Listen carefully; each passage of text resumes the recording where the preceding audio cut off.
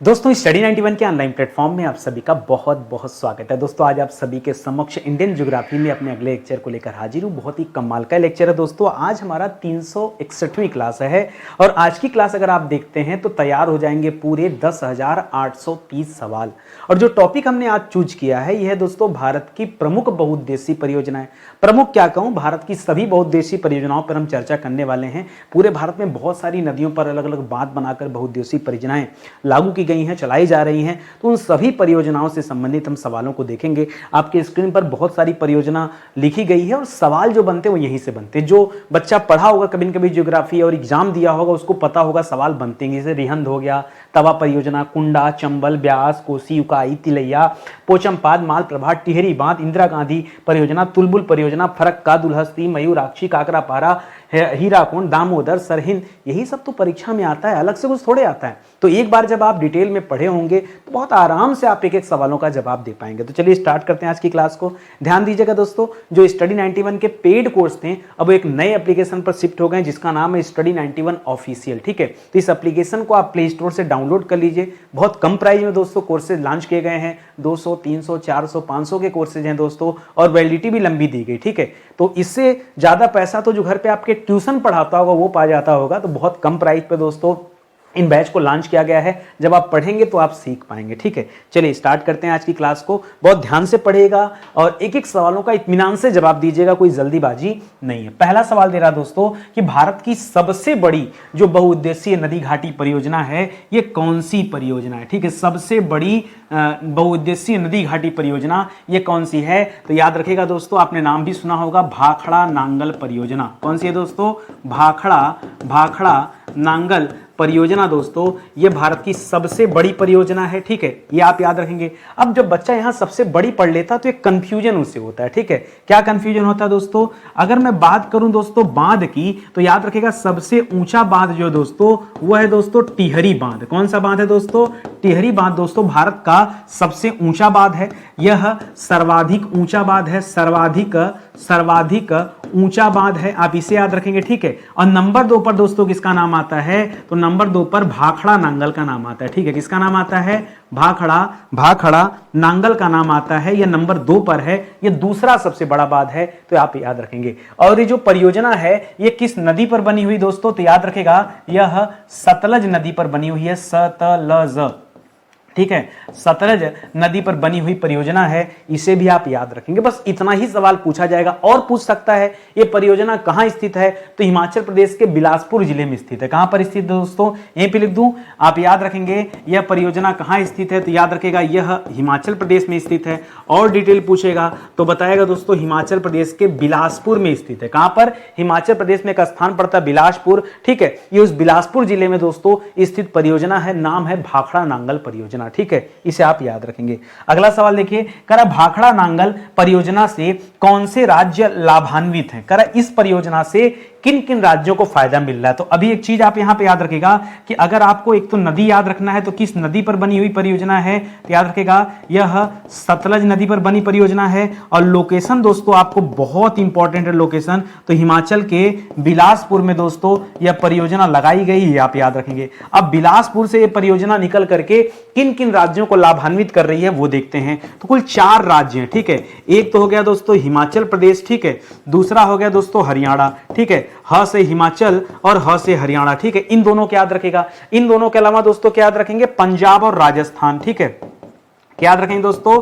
पंजाब को इससे फायदा मिलता है और इस परियोजना से राजस्थान को भी दोस्तों फायदा मिलता है। ठीक है, तो ये 4 को आप याद रखेंगे। जो लाभान्वित होने वाले राज्य हैं वो 4 राज्य हैं। परीक्षा में यह भी पूछ लिया जाता है। अगला सवाल है व्यास परियोजना। व्यास परियोजना से पता चलता है दोस्तों ये किस नदी पर बना होगा दोस्तों? तो जाहिर सी बात है व्यास नदी पर बना हुआ, तभी तो इसका नाम व्यास परियोजना रखा गया। ठीक है, व्यास नदी का ही पुराना नाम क्या था दोस्तों? बिपाशा नाम से जानते थे इसे हम, तो ये तथ्य भी आप याद रखेंगे। कह रहे जो ब्यास परियोजना है ये इससे लाभान्वित राज्य कौन कौन से, किन किन राज्यों को दोस्तों इससे फायदा मिलता है। तो पुनः एक बार फिर से आप याद रखिएगा कि इससे लाभान्वित राज्य कौन कौन से हैं। एक तो हिमाचल को फायदा मिलता है, दूसरा दोस्तों हरियाणा को फायदा मिलता है, हरियाणा को फायदा मिलता है, तीसरा दोस्तों राजस्थान को फायदा मिलता है, ठीक है, राजस्थान को, ठीक है, इसको याद रखेंगे, और पंजाब को, ठीक है, चौथे पंजाब, ठीक है, इन सभी राज्यों को फायदा मिलता है। एक चीज याद रखिएगा दोस्तों, ब्यास पे आपसे पूछ सकता है कि कौन कौन सी परियोजना जो है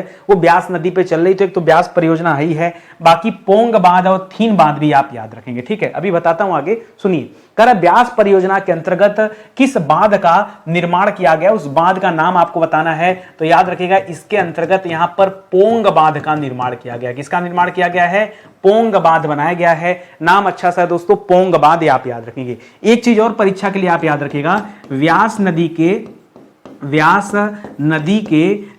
के जल को, जल प्रवाह को नियंत्रित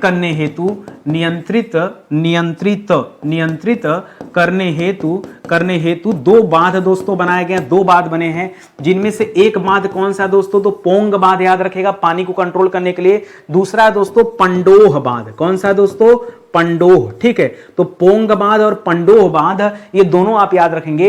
ये किस नदी पर बने हुए बांध हैं? ये ब्यास नदी पर बने हुए बांध हैं। इस पॉइंट को आपको याद रखना है, ध्यान रखेंगे आप सभी ना। चलिए आगे बढ़ते हैं, अगले सवाल पर आते हैं। अगला सवाल दे रहा है कि इंदिरा गांधी परियोजना ये किस नदी पर निर्मित है, ठीक है। तो जो इंदिरा गांधी परियोजना है दोस्तों, यह सतलज ब्यास के संगम पर स्थित है, ठीक है। सतलज और ब्यास नदी का जो संगम है, जहां इन दोनों नदियों का पानी मिलता है, वहीं से दोस्तों इस इंदिरा गांधी नहर निकाली गई है। और खास करके दोस्तों जहां पर इसका संगम है, वहीं पर याद रखेंगे हरिके बैराज बनाया गया। क्या बनाया गया दोस्तों?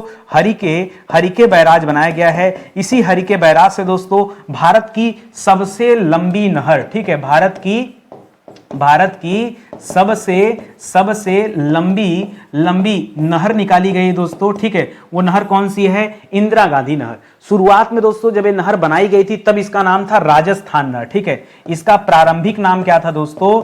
इसका प्रारंभिक नाम आप सभी याद रखेंगे, इसका प्रारंभिक नाम था राजस्थान नहर। क्या नाम था दोस्तों? राजस्थान नहर, ठीक है। लेकिन होता क्या दोस्तों, जब इंदिरा गांधी की मृत्यु हो जाती तो उनकी मृत्यु के बाद सन 1984 में इस नहर का नाम बदलकर क्या रख दिया जाता है? इंदिरा गांधी रख दिया जाता है। क्या रख दिया जाता है दोस्तों?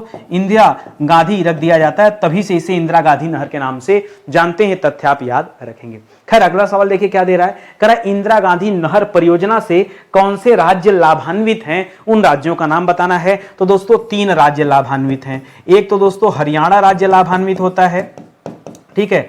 दूसरा दोस्तों पंजाब राज्य जो है दोस्तों लाभान्वित होता है। और तीसरा दोस्तों जो सबसे ज्यादा लाभ मिलता है वो राजस्थान को मिलता है, क्योंकि पश्चिमी राजस्थान जो मरुस्थलीय क्षेत्र है वहां तक दोस्तों इसी नहर के माध्यम से जल पहुंचाया जाता है, नहीं तो पेयजल की आपूर्ति भी नहीं हो पाती, ठीक है। तो इस तथ्य को भी आप याद रखेंगे, बहुत अच्छा सवाल है। आगे बढ़ते हैं अगले सवाल पर। कह रहा है टिहरी बांध, शुरू में ही दोस्तों मैं आपको बताया दोस्तों ये विश्व का सबसे ऊंचा बांध है दोस्तों, विश्व का सबसे ऊंचा, लंबे की बात नहीं कर रहे दोस्तों, मैं ऊंचे की बात कर रहा हूं, ऊंचा, सबसे ऊंचा बांध है। और यह एक तरह का दोस्तों गुरुत्वीय बांध है। कैसा बांध है दोस्तों? यह एक तरह का गुरुत्वीय बांध है। इसे भी आप याद रखेंगे, परीक्षा में यह लाइन भी लिखा हुआ मिलता है, ठीक है। और अभी आपसे पूछ रहा दोस्तों जो टिहरी बांध है यह किन नदियों पर स्थित है? टिहरी बांध दोस्तों किस नदी पर बनाया गया है? तो भागीरथी और भीलगंगा, ये 2 नदी है दोस्तों, याद रखेंगे। कौन कौन सी नदी है? एक तो भागीरथी नदी है, भागीरथी नदी व भीलगंगा नदी। कौन सी? भीलगंगा नदी, ठीक है। भीलगंगा नदी के संगम पर दोस्तों ये जो बांध बनाया गया इसका नाम टिहरी बांध है, ठीक है। और टिहरी नाम क्यों पड़ा? क्योंकि दोस्तों इसका जो लोकेशन है, इसका जो स्थान है वो उत्तराखंड के टिहरी में, ठीक है। उत्तराखंड के टिहरी जिले में दोस्तों स्थित है, तो उसी से दोस्तों इसका नाम रख दिया गया टिहरी बांध, ठीक है। उसी नाम पर लोग इसे जानते हैं, टिहरी बांध दोस्तों इसका नाम है, ठीक है। मेरी क्लास में आपको अलग से कुछ रटना नहीं पड़ेगा, आप कारण जानो। देखिए मैं चाहता तो 4 ऑप्शन देता, लेकिन 4 ऑप्शन देता ना तो जितना डिस्क्राइब अभी मैं कर पा रहा हूं इतना डिस्क्राइब शायद नहीं हो पाता। ठीक है, तो अगर ऑप्शन नहीं है तो एक अच्छी बात है कि आप अपने दिमाग पर जोर डालेंगे, सोचेंगे, समझेंगे कि इसका क्या जवाब हो सकता है। ठीक है, आगे देखिए, करा फरक्का परियोजना। फरक्का परियोजना दोस्तों ये किस नदी पर स्थित है? आप सभी जानते हैं दोस्तों, फरक्का परियोजना जो है ये पश्चिम बंगाल में, खास करके बांग्लादेश में जाकर दोस्तों स्टार्ट हो पाती है और ये गंगा नदी पर बना हुआ परियोजना है। गंगा नदी पर दोस्तों जहां पर ये फरक्का परियोजना है वहीं पर फरक्का बैराज बनाया गया। बैराज कुछ और नहीं दोस्तों, बैराज एक तरह से बांध को ही कहा जाता है, इसे आप याद रखेंगे। और जहां पर दोस्तों ये फरक्का बैराज है वहीं से एक धारा निकलती है, हुगली नदी। ठीक है, वहीं से दोस्तों एक धारा निकलती है जिसे हम किस नाम से जानते हैं? जिसे हम हुगली के नाम से जानते हैं। ठीक है, और आगे चल के दोस्तों हुगली के तट पर ही दोस्तों कलकत्ता बंदरगाह स्थित है। क्या स्थित है दोस्तों? हुगली नदी के तट पर ही कलकत्ता बंदरगाह स्थित है। और हुगली की ही सहायक नदी कौन सी है? दामोदर नदी, जिसे पश्चिम बंगाल का शोक कहा जाता है। ठीक है, वो हुगली की ही सहायक नदी है। ठीक है, तो गंगा नदी की धारा दोस्तों टूट करके ये हुगली नदी बनी है, कोई अलग से नदी नहीं है हुगली। ठीक है, आगे बढ़िए, करा काकरा पारा परियोजना। ध्यान से पढ़िएगा, बहुत बार परीक्षा में आता है। आपको सिर्फ इतना बताना है कि जो काकरा पारा परियोजना है ये किस नदी पर स्थित है और कहां पर स्थित है, दोनों बातों का जवाब देना है। ठीक है, तो काकरा पारा जो है दोस्तों यह तापी नदी पर स्थित है। चाहे आप इसे तापी नदी कहिए, चाहे इसे आप ताप्ती नदी कहिए। और आप तो जानते हैं दोस्तों कि ताप्ती नदी के एक तरफ दोस्तों सतपुड़ा पर्वतमाला है। क्या है दोस्तों? एक तरफ सतपुड़ा पर्वतमाला है और नीचे की तरफ दोस्तों अजंता पर्वतमाला। ठीक है, सतपुड़ा और अजंता इन दोनों पहाड़ियों के बीच से बहने वाली ये नदी है, इसे आप याद रखेंगे। और ये जो परियोजना दोस्तों ये किस स्थान पर स्थित है? तो याद रखेगा ये गुजरात में स्थित है। गुजरात में स्थित है। गुजरात में कहां दोस्तों? तो सूरत के निकट स्थित है। ठीक है, सूरत के पास में यह परियोजना है, इसका नाम है काकरा पारा परियोजना। इस तथ्य को भी आप याद रखेंगे, ताप्ती नदी पर बनी हुई है। ताप्ती नदी दोस्तों पूरब से पश्चिम की तरफ बहती हुई आती है, इस लाइन को भी याद रखेंगे। एक है दोस्तों तवा परियोजना। ठीक है, तवा परियोजना आपको बताना है। तवा परियोजना दोस्तों ठीक है किस नदी पर दोस्तों बनी हुई है? तो तवा परियोजना जो दोस्तों ये तवा नदी पर ही बनी हुई है। एक सवाल और पूछता है कि तवा नदी फिलहाल तो मध्य प्रदेश में बहती है, लेकिन ये किसकी सहायक नदी दोस्तों? तो याद रखेंगे ये जो तवा नदी है ये नर्मदा की सहायक नदी है। ठीक है, नर्मदा बहुत बड़ी नदी दोस्तों, आप जानते हैं, जो अमरकंटक से निकलती है, ये नर्मदा की ही दोस्तों सहायक नदी है, तवा नदी। ठीक है, इसको आप याद रखेंगे। और ये जो कहां पर स्थित है? तो याद रखेगा यह मध्य प्रदेश में स्थित है। मध्य प्रदेश में दोस्तों पूछ सकता है, तो याद रखेगा यह नर्मदापुरम में स्थित है। कहां स्थित है? नर्मदापुरम नामक स्थान पर यह तवा परियोजना बना हुआ है। इस तथ्य को भी आप दिमाग में रखिएगा और ध्यान दीजिएगा। ठीक है, अगला सवाल है नागपुर शक्ति गृह परियोजना। ठीक है, नागपुर शक्ति गृह परियोजना नाम से ही पता चला दोस्तों कि यह कहां पर स्थित होगा? यह नागपुर में स्थित होगा। कारण नागपुर शक्ति गृह परियोजना सीधे सीधे बता देना है कि किस नदी पर स्थित है, खाली नदी का नाम बता देना। लोकेशन आप वैसे भी जानते हैं कि महाराष्ट्र है, तो याद रखिएगा यह करोड़ी नदी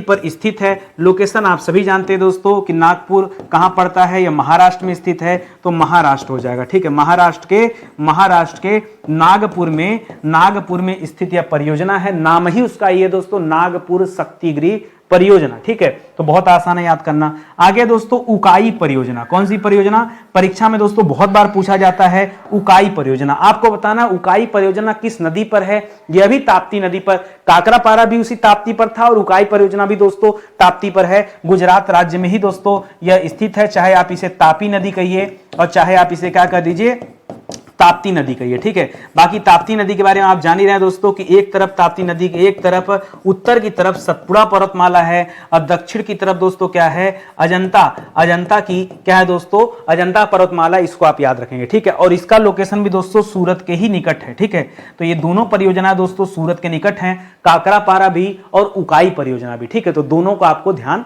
रखना है। आगे बढ़े दोस्तों, अगले सवाल पर आइए। कह रहा है पोचमपाद परियोजना, बहुत पॉपुलर दोस्तों पोचमपाद परियोजना। आपको बताना है कि पोचमपाद जो परियोजना है यह किस नदी पर स्थित है। पहली बात तो दक्षिण भारत में स्थित परियोजना है और दक्षिण भारत की गंगा कही जाने वाली गोदावरी नदी पर दोस्तों स्थित है। गोदावरी को भी दक्षिण भारत की गंगा कहते हैं और कावेरी को भी दक्षिण भारत की गंगा कहते हैं। प्रायद्वीपीय भारत की सबसे बड़ी नदी कौन सी है दोस्तों? गोदावरी नदी है। ठीक है, याद रखेंगे प्रायद्वीपीय भारत की सबसे बड़ी नदी। ठीक है, सबसे बड़ी नदी सबसे बड़ी नदी दोस्तों कौन सी? गोदावरी है। गोदावरी नासिक के ब्रह्मगिरी पर्वत से निकलती है, आप सभी को पता होगा, और इसी गोदावरी पर पोचमपाद परियोजना। लेकिन ये पोचमपाद परियोजना किस राज्य में स्थित है, ये आपके लिए अच्छा सवाल हो जाता है। तो ये पोचम निकलती जरूर महाराष्ट्र से है, लेकिन दोस्तों ये पोचमपाद परियोजना जो है दोस्तों ये तेलंगाना में स्थित है। कहां स्थित है दोस्तों? यह तेलंगाना में स्थित है। और इस परियोजना को दोस्तों श्री राम सागर परियोजना के नाम से भी जानते हैं। ठीक है, ये जो परियोजना है इसे और किस नाम से जानते हैं? इसे श्री राम सागर, ठीक है, श्री राम सागर परियोजना के नाम से भी दोस्तों जानते हैं। तो ये लाइन भी आप याद रखेंगे। लोकेशन क्या याद रखेंगे दोस्तों? तेलंगाना। बहुत कर सकता है तेलंगाना के अंतर्गत पूछ सकता है, कोई नाम तो बताएगा, निजामाबाद। ठीक है, एक निजामाबाद है दोस्तों उत्तर प्रदेश में है, जो ब्लैक पॉटरी के लिए फेमस है। ये निजामाबाद है दोस्तों। ये निजामाबाद कहां स्थित है? ये तेलंगाना में स्थित है। यहीं पर पोचमपाद परियोजना है जो कि गोदावरी नदी पर बनी हुई है, ये आप याद रखेंगे। ठीक है, अगला सवाल देखिए, कह रहा मालप्रभा परियोजना यह किस नदी पर दोस्तों स्थित है? तो मालप्रभा खुद ही एक नदी का नाम है। घाट प्रभा, मालप्रभा, ये अलग अलग नदियां हैं। ठीक है, तो मालप्रभा परियोजना दोस्तों ये मालप्रभा नदी पर बना हुआ है। और मालप्रभा नदी जो दोस्तों ये कृष्णा की सहायक नदी है। किसकी सहायक नदी दोस्तों? तो मालप्रभा नदी यह कृष्णा नदी की सहायक नदी है, सहायक नदी है। और दोस्तों किस राज्य में दोस्तों ये परियोजना स्थित है? अगर स्थान पूछ देगा तो क्या बताएंगे दोस्तों? यह कर्नाटक में स्थित परियोजना है। ठीक है, कहां स्थित है? यह कर्नाटक राज्य में स्थित परियोजना है। ये लाइन आप याद रखेंगे। अगला सवाल देखिए, करा रिहंद बांध दोस्तों कहां बना हुआ है? सोनभद्र में स्थित है। करा रिहंद योजना ये किस नदी पर स्थित है? तो रिहंद योजना दोस्तों जो है ये रिहंद नदी पर बनी हुई है। ठीक है, और रिहंद बांध दोस्तों इसके बारे में आपको पता होगा, सबसे लंबा बांध है। ठीक है, भारत का सबसे अभी लंबा मत कहिए, लंबा तो हो जाएगा ना। अरे क्या नाम है भाई जो उस पे है? अरे उड़ीसा वाली नदी का नाम महानदी। ठीक है, तो अभी तो वहां आ जाएगा। ये जो रिहंद बांध है दोस्तों, यहां पर हम पढ़ते हैं एक कृत्रिम जलाशय के बारे में जिसका नाम है गोविंद बल्लभ पंत सागर। ठीक है, तो याद रखेंगे रिहंद नदी को रोक करके दोस्तों जो रिहंद बांध बना हुआ है यहीं पर दोस्तों गोविंद बल्लभ पंत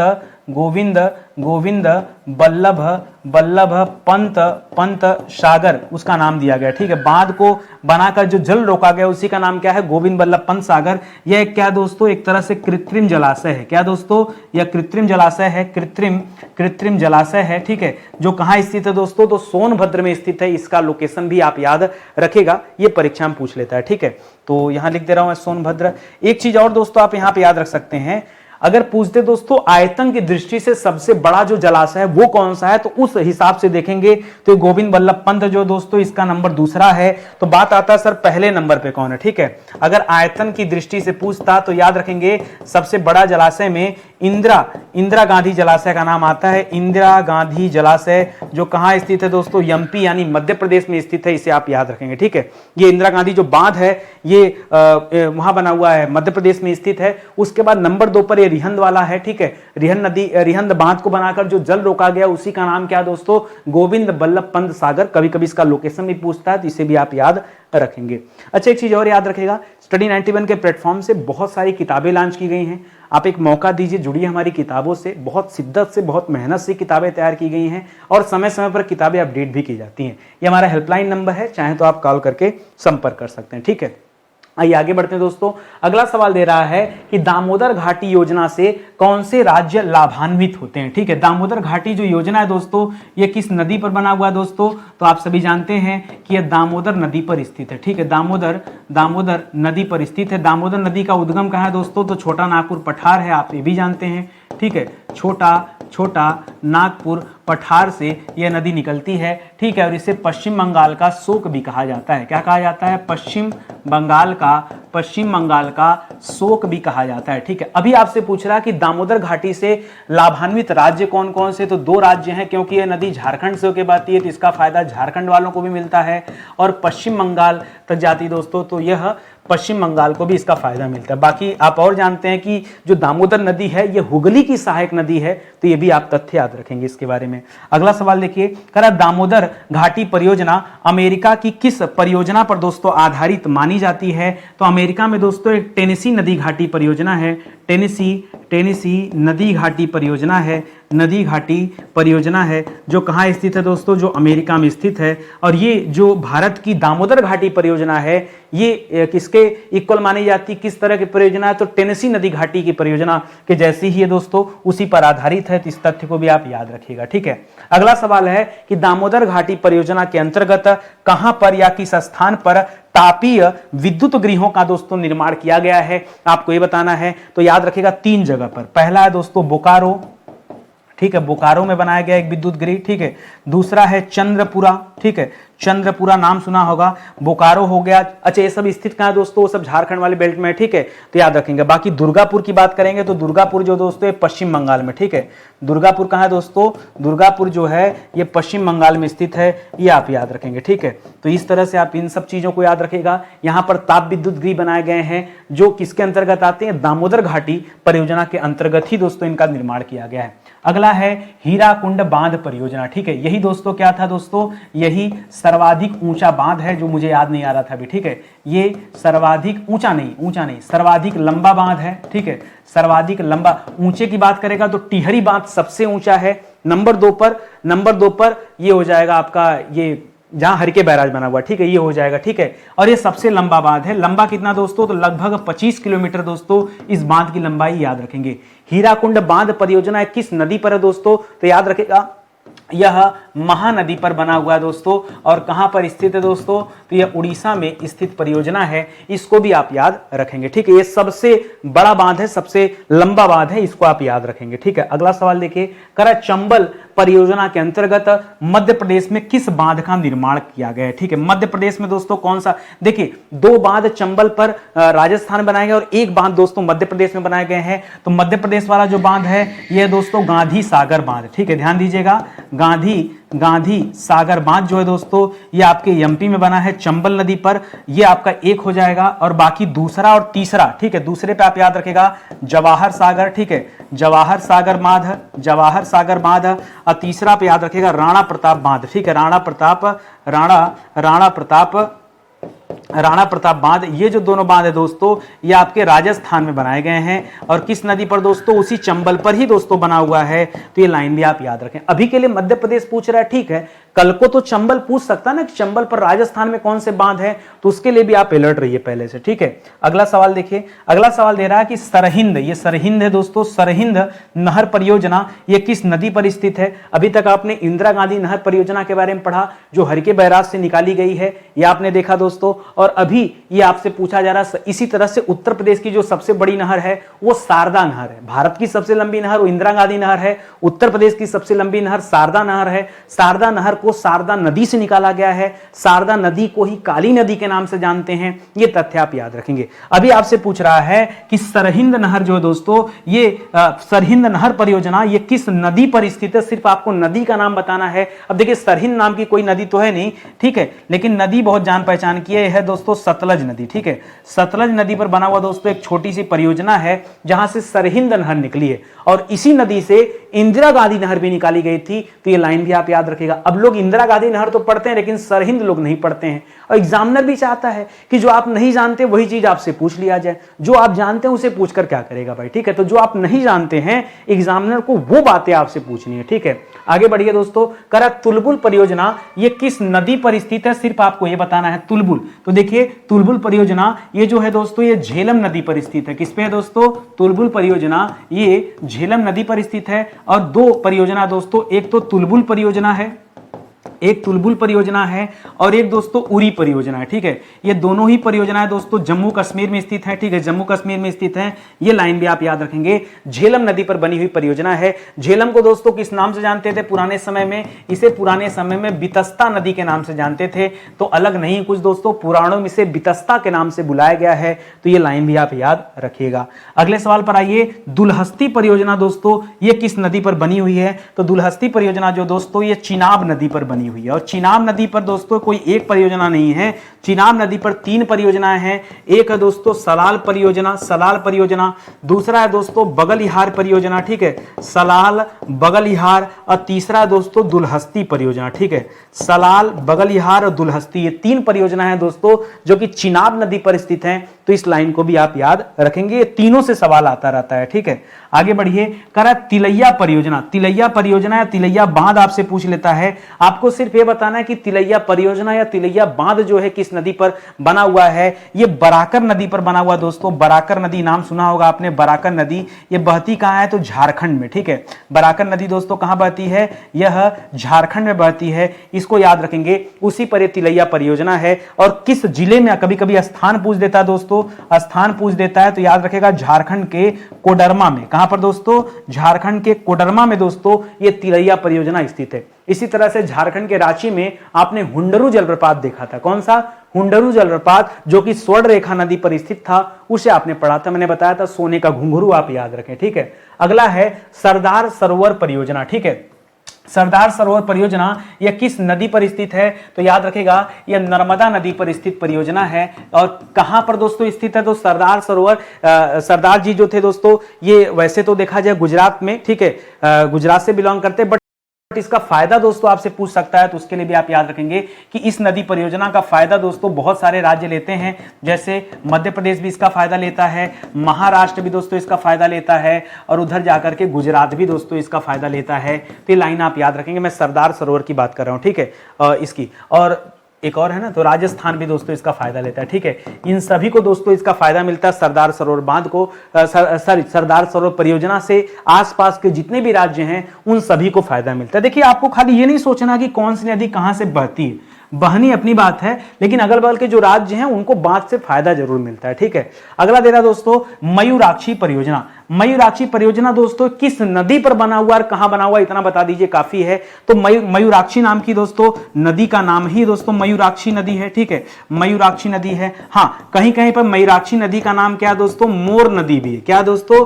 तो मयूर आप जानते हैं, ठीक है, तो चाहे मोर नदी कहिए चाहे मयूराक्षी कहिए, ये आप याद रखेंगे, ठीक है। और इसका फायदा दोस्तों कहां कहां मिलता है? तो दो जगह इसका फायदा मिलता है। एक तो दोस्तों झारखंड में मिलता है क्योंकि वहीं की ये नदी है, और दूसरा दोस्तों पश्चिम बंगाल जो झारखंड का पड़ोसी है, इसे भी दोस्तों फायदा मिल जाता है, ठीक है। तो याद रखेगा झारखंड और पश्चिम बंगाल, इन दोनों को दोस्तों मयूराक्षी नदी परियोजना का फायदा मिलता है। ये लाइन आप याद रखेंगे। अगला है दोस्तों नागार्जुन सागर परियोजना। ये तो दोस्तों कृष्णा नदी पर बनी हुई परियोजना है, प्रसिद्ध है, पॉपुलर है बहुत ज्यादा, ठीक है। कृष्णा नदी पर स्थित परियोजना है। कृष्णा नदी दोस्तों निकलती कहां से है? तो याद रखेगा महाबलेश्वर से, ठीक है। अगर मैं इसके उद्गम की बात करूं, तो यह नदी कहां से निकलती है? यह नदी महाबलेश्वर से निकलती है, जो कि पश्चिमी घाट में स्थित है, ठीक है, कृष्णा नदी, ठीक है। तो इसी पर दोस्तों नागार्जुन सागर परियोजना स्थित है। इस लाइन को आप याद रखिएगा, ठीक है। अगले सवाल पर आइए, करा कोशी परियोजना दोस्तों। कोसी परियोजना जिसे क्या कहा जाता है दोस्तों? तो कोसी को पहले याद रखेगा, इसे बिहार का शोक कहा जाता है। क्या कहा जाता है? इसे बिहार का शोक कहा जाता है, और मिथिला की संस्कृति का पालना कहा जाता है, ठीक है। मिथिला की संस्कृति का पालना भी कहा जाता है, और मिथिला की जीवन रेखा भी कहा जाता है, ठीक है।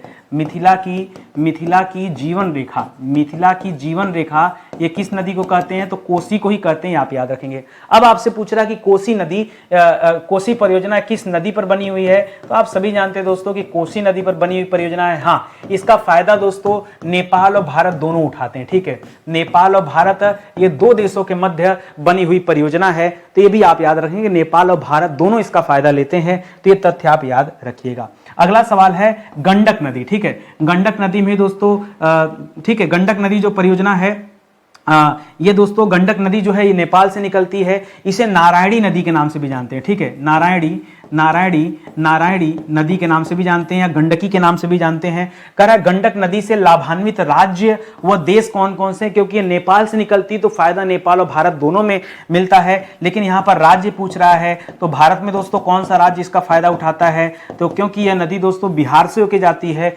इसलिए बिहार इसका फायदा लेता है। तो जवाब में क्या हो जाएगा? नेपाल और बिहार कर लीजिएगा, ठीक है। आगे बढ़िए, कह रहा कुंडा परियोजना। वैसे आपको लगेगा कुंडा ये प्रतापगढ़ के पास में कुंडा है, नहीं, ऐसा कोई जवाब नहीं दोस्तों। कुंडा परियोजना ये इस कुंडा की बात नहीं कर रही, ये एक अलग परियोजना है। ये किस राज्य में स्थित है दोस्तों? तो तमिलनाडु में स्थित परियोजना है, ये आप ध्यान रखेंगे, ठीक है। कुंडा परियोजना किस राज्य में स्थित है? तमिलनाडु में। चलिए, एक सवाल मेरी तरफ से रहेगा कि कुंडा परियोजना दोस्तों यह किस नदी पर स्थित है, ये आप मुझे बताइएगा, कमेंट करके आप जवाब दीजिएगा कि कुंडा परियोजना किस नदी पर स्थित है। एक आध सवाल तो होमवर्क में रहे, तो पता चले कि हाँ आप कितने एक्टिव हैं या डीएक्टिव हैं, ठीक है, तो इसका पता लग पाएगा। तो आज का सेशन दोस्तों ही समाप्त होता है। उम्मीद करता हूँ आपको अच्छा लगा होगा, समझ में भी आया होगा। और ध्यान दीजिएगा दोस्तों, स्टडी 91 के जो कोर्सेज हैं वो एक नए एप्लीकेशन पर दोस्तों अब शिफ्ट कर दिए गए हैं, जिसे स्टडी 91 ऑफिशियल का नाम दिया गया है। बहुत कम प्राइस में यहाँ कोर्सेज लॉन्च किए गए हैं, आप एक बार मौका दीजिए, देखिए, बहुत बढ़िया कोर्सेज, इतने कम प्राइस में आपको कोर्सेज मिलेंगे नहीं। और सुपर डुपर हिट कोर्सेज हैं दोस्तों, एक बार भी आप पढ़ेंगे ना तो बार बार आपको बैच नहीं ज्वाइन करना पड़ेगा। जैसे एक बार आप हिंदी पढ़ लिए तो फिर वो हर परीक्षा के लिए रामबाण काम करेगा, ठीक है। उसी तरह से यहाँ फाउंडेशन बैच रखे गए हैं। ये जो क्लास देख रहे हैं तो ट्रेलर है, ये तो वनडे सिविल आप जिसकी भी तैयारी करें तो ट्रेलर है कि भैया आपने जहां कहीं से पढ़ा ये पढ़ा कि नहीं ये बताइए, ठीक है। वरना आप पेड क्लास में आएंगे तो हमारी पेड क्लास का ये तो 10-20% है, बाकी 70-80% तो चर्चा हम यहां कर ही नहीं पाते, ठीक है, क्योंकि इतना विधिवत चर्चा करेंगे। तो अब सोचिए ना आप कि हिंदी जैसे विषय को कितने लेक्चर में पढ़ाया जा सकता है, जबकि हमारे यहां जो आप बैच देखेंगे हिंदी का जो कंप्लीट बैच है उसमें दोस्तों 135 लेक्चर दिया गया, हिंदी के 135 लेक्चर केवल ग्रामर पोर्शन। तो दोस्तों ऐसा नहीं है कि मेहनत नहीं किया गया, बहुत मेहनत से, बहुत शिद्दत से पढ़ाया जा रहा है। मॉडर्न हिस्ट्री का जो बैच है करीब 150 लेक्चर का तैयार हुआ, 150 लेक्चर में मॉडर्न हिस्ट्री केवल एक विषय, सोचो कितना विस्तार से चर्चा हुआ। तो जिस किसी को बहुत डिटेल में, बहुत बेहतरीन तरीके से पढ़ना हो, ठीक है, इतिहास जानने चल रहे हो, ठीक है। अब कोई कहे आइए मैं 5 घंटा में पूरा इतिहास पढ़ा दूंगा, भैया उसको सत सत नमन है, दंडवत प्रणाम करते हैं, मेरे बस की बात नहीं। 5 घंटा में रेगुलेटिंग एक्ट नहीं पढ़ा पाए, मतलब 5 घंटा में भारत का संवैधानिक विकास नहीं पढ़ा पाएंगे, भैया लोग 5 घंटा में पूरा इतिहास पढ़ा देते हैं। देखिए कंपेरिजन नहीं हो सकता। जब आप पढ़ेंगे तब आप समझेंगे कि यार कैसे कंपेयर किया जाए ना, आप कंटेंट तो देखिए आकर के, तब आपको समझ आएगा, ठीक है। फिलहाल सेशन ही समाप्त होता है, मिलते हैं दोस्तों अगले लेक्चर में, तब तक के लिए बहुत बहुत धन्यवाद आप सभी का। जय हिंद, जय Bharat, thank you so much.